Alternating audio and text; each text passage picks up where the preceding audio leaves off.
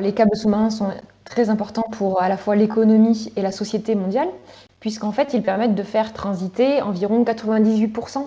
des données Internet mondiales. On a vraiment trois grands axes de concentration majeurs de ces infrastructures. L'axe transatlantique d'abord, qui est vraiment la route principale qui va relier l'Europe aux serveurs qui sont sur le continent nord-américain. Mais on a également l'axe Europe-Asie, en passant par le canal de Suez, qui est en fait un axe aussi traditionnel en matière maritime. Et puis l'axe Pacifique, qui est évidemment l'axe majeur reliant l'Asie aux États-Unis notamment. L'Asie, par exemple, est une région qui est extrêmement dotée en câbles plutôt régionaux. L'Afrique est, elle, moins dotée, finalement, quand on regarde vraiment la carte dans son ensemble, que les autres continents, même si évidemment les choses évoluent et qu'il y a de plus en plus de projets de câbles. L'Europe qui est relativement bien dotée, le continent nord-américain également,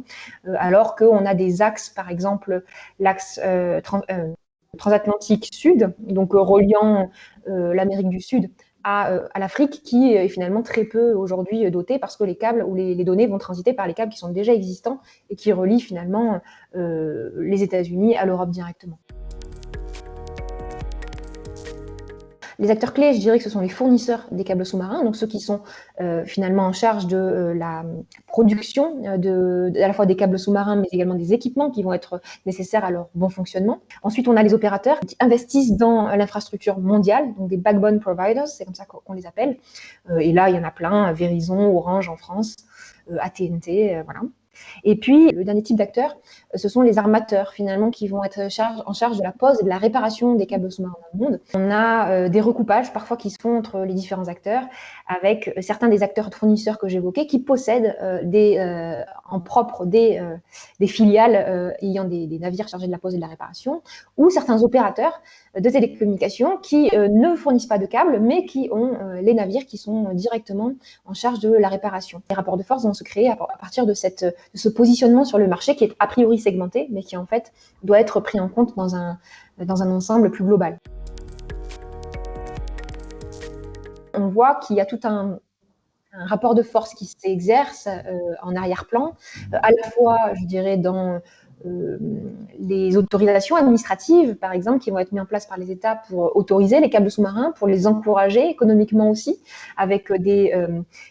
aides financières qui vont être attribuées aux entreprises ou à certains projets que les États ont besoin ou ont envie de voir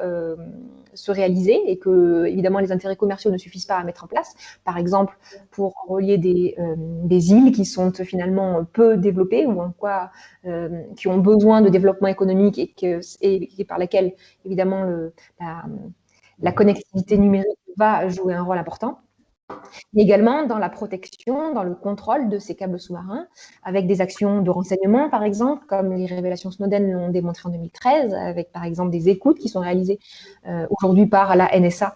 sur ces câbles sous-marins au niveau des stations d'atterrissement, avec plus ou moins de coopération internationale en la matière, et puis des besoins ou des désirs de protection davantage, parce que les États sont conscients qu'ils sont évidemment résilients, dépendants d'une certaine façon à la fois des acteurs privés qui gèrent ces câbles, mais également en fait de l'infrastructure en elle-même. Alors on a des coupures très régulières de trafic, soit parce qu'il y a des coupures physiques de câbles sous-marins qui sont liées, enfin il y en a vraiment quasiment quotidiennement, je dirais, sans exagérer, mais partout dans le globe, parce que en fait ces câbles, ce sont des infrastructures physiques qui sont soumises donc à des aléas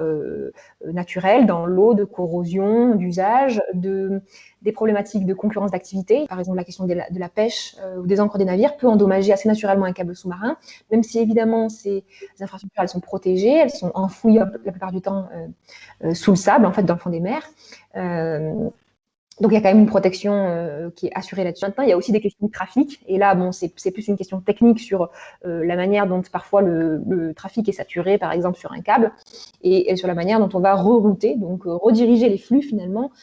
par un autre câble ou par une autre route. Et donc, on a une espèce de fonctionnement global de l'Internet qui permet d'assurer une résilience par la multiplication de ces lignes de communication finalement. On a des pays où c'est plus problématique, ou des îles par exemple, qui sont reliées par un ou deux câbles, et effectivement, dès lors qu'on a un séisme sous-marin, par exemple, qui va endommager le ou les 2 câbles qui relient ce territoire, eh bien, on est là en présence d'une difficulté majeure pour l'économie et la société. On a une réparation assez rapide qui, en général, prend entre 5 et 15 jours pour réparer complètement le câble et trouver une solution de toute façon alternative en attendant par le satellite ou par des biais, mais qui ne permettent pas forcément l'envoi de données aussi conséquent que par câble sous-marin. Il y a un petit peu de tout, c'est-à-dire que effectivement les grands acteurs, les géants du net qui investissent désormais, donc Google, Facebook, Amazon, qui investissent depuis peu dans ce réseau de câbles,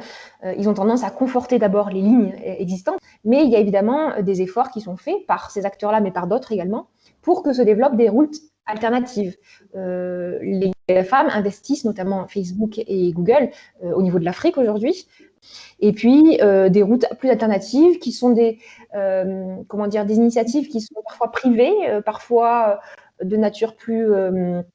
associative ou scientifique, voilà, avec des projets un peu innovants qui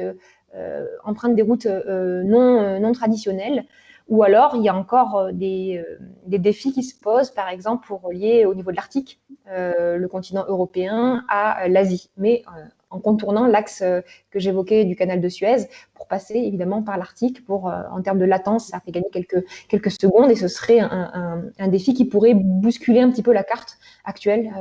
des câbles sous-marins. Il est évident qu'aujourd'hui, il y a des investissements massifs. Ce qui reste à savoir, c'est est-ce que ces investissements vont se poursuivre, ou est-ce qu'une fois que le globe aura finalement été maillé un petit peu partout de câbles labellés GAFAM, est-ce que finalement ces investissements vont s'essouffler jusqu'à temps qu'il y ait un nouveau besoin?